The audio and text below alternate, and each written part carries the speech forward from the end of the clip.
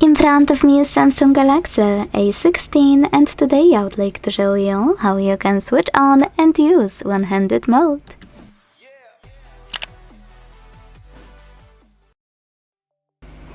First of all, launch settings and scroll to click on advanced features.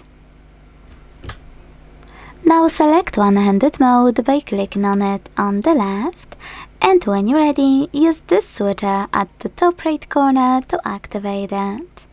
Then pick one of those options to reduce display size with gesture or button.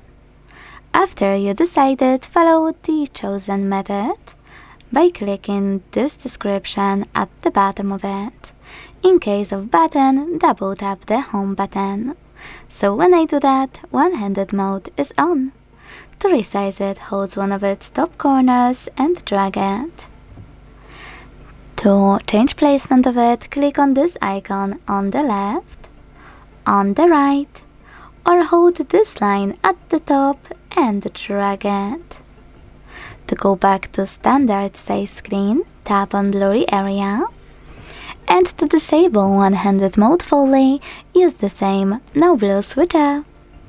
Thanks so much for watching. If you enjoyed this video, leave a like, comment and subscribe.